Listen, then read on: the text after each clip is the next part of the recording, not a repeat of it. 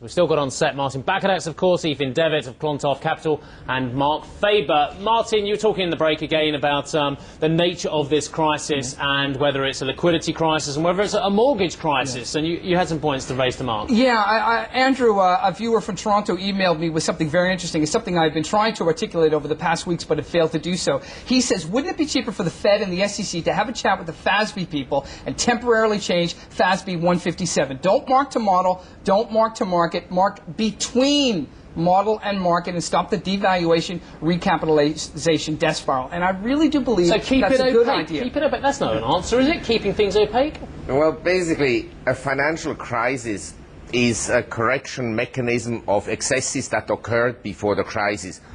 And the more excesses you had before the crisis, the heavier the crisis is, the more severe the crisis is. And I think the best is to let the crisis burn itself out and clean the system, even if it means some pain for some people. And the pain for Wall Street obviously would be very heavy. But we have to see very clearly that the cause of the problem is excessive leverage. And we talked before about hedge funds. The biggest hedge funds were Fannie Mae and Freddie Mac. They had a leverage of 1 to over 150. And under the eyes of Congress, under the eyes of the SEC, under everybody.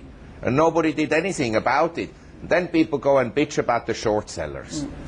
And the second point is the Wall Street firms, they all had a leverage of 1 to 25 to 30.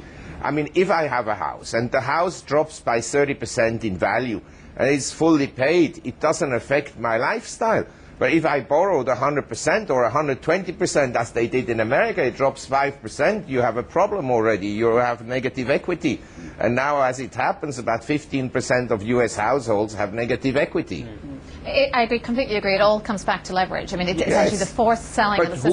But who supplied the leverage into the system? It's called the Federal Reserve Board. At one stage, but also, I mean, the investment banks facilitated leverage. It's ironic that some of the investment banks that are now on the list of stocks you can't short are the very investment banks that fed the hedge funds that are now a victim of this. I agree with you. If I'm the drug dealer, I'm not responsible that everybody takes drugs, but I facilitate it, especially if I give it out free of charge. You know, I can enlarge the market share. And that's what the Fed has done. Investors get upset about things like leverage and concentration and lockups. And my problem, I don't think concentration is a problem. I don't think lockups are a problem. I don't think even complex instruments are a problem. The problem is leverage. I mean, forced to value these complex instruments and sell them before your time. And I think that is the key problem. If investors get that right when they're investing in hedge funds, avoid the highly leveraged hedge funds, the rest will fall into place.